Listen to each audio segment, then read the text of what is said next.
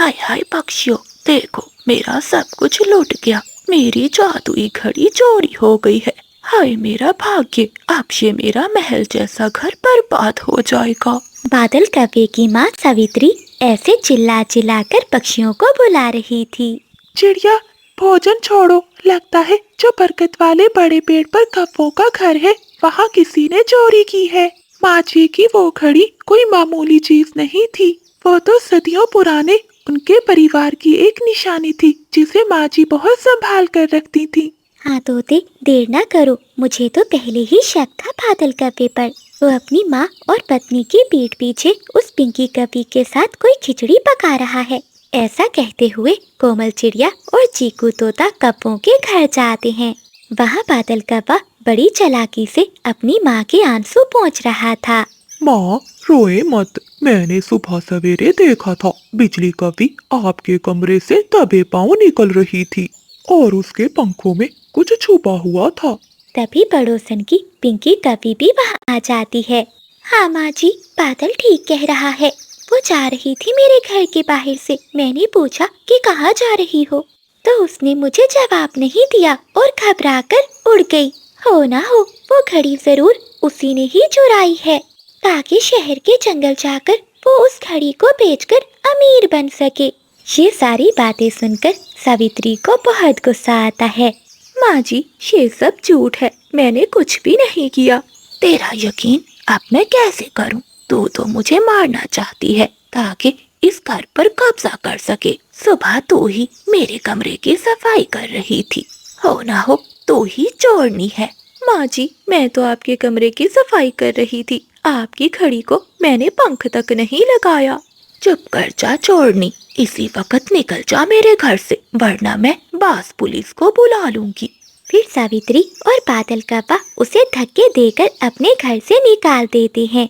बिजली कवि रोती हुई वहाँ से चली जाती है और नदी किनारे जाकर बैठ जाती है। तभी कोमल चिड़िया, तोता और कबूतर बिजली कवि के पास आते हैं। बिजली बहन, हौसला रखो। हम जानते हैं तुम बेगुनाह हो, लेकिन सच साबित करने के लिए हमें वो घड़ी ढूंढनी होगी। बिजली, वो एक जादुई घड़ी है। वो तो बस सच्चे पक्षी के हाथ में ही टिक टिक करती है और झूठे के हाथ में वो उल्टी चलने लगती है और काले धुएं भी निकालती है। मुझे ये सब बातें मेरी माँ ने बताई थी। लेकिन चिड़िया बहन, वो घड़ी कहाँ होगी और किसने चुराई होगी? हाँ कबूतर भैया, इसी बात का पता लगाने के लिए हमें नीली वादियों में जाना होगा, जहाँ एक बूढ़ी चील रहती है। के पास जादुई शक्तियाँ हैं। वो जरूर हमारी मदद करेगी। चिड़िया बहन, तुम्हारा बहुत बहुत धन्यवाद। तुम सब दोस्तों ने मुझ पर विश्वास किया। फिर बिजली कवि, तोता, कबूतर और चिड़िया नीली वादियों की ओर चले जाते हैं। रास्ते में वो पहाड़ों पर से गुजरते हैं, जहाँ उल्लू पहरा देते थे। लेकिन बाहर कोमल चिड़िया अपनी चालाकी से उन्हें चकमा देती है और वो सब पक्षी आगे बढ़ जाते हैं। वो सब नीली वादी में पहुँच जाते हैं, जहाँ बूढ़ी चील की गुफा थी।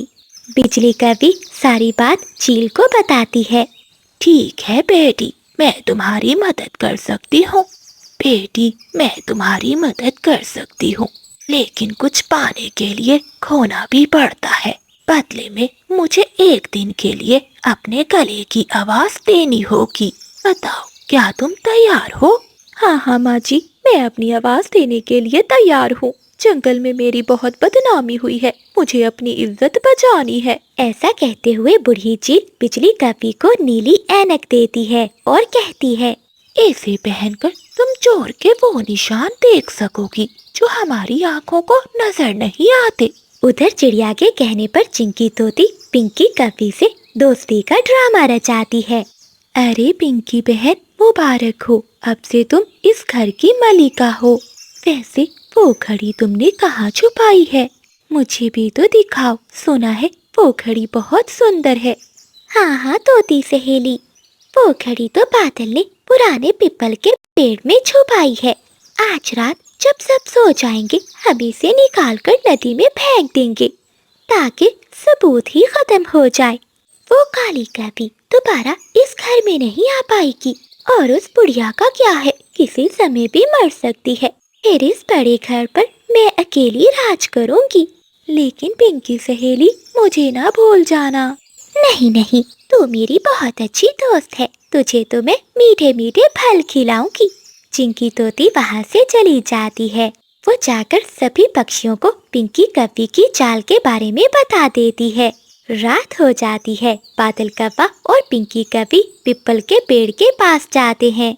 पीछे से बिजली कव्वी अपनी सास और सभी पक्षियों को लेकर ऐनक लगाए उनके निशानों के पीछे पीछे उड़ती है। पीपल के खोखले पेड़ में से बादल कव्वा पंख डालकर वो घड़ी निकालता है। तभी बिजली कव्वी सभी को लेकर वहाँ आ जाती है। देख ले माँ जी, घड़ी किसके पंखों में है। सावित्री ये सब देखकर बहुत दंग रह जाती है।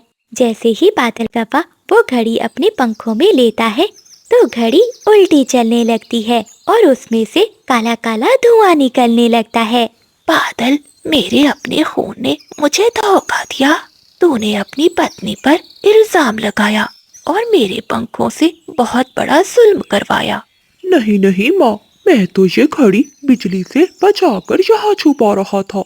झूठ मत बोलो बादल, ये घड़ी खुद गवाही दे रही है कि चोर तुम हो।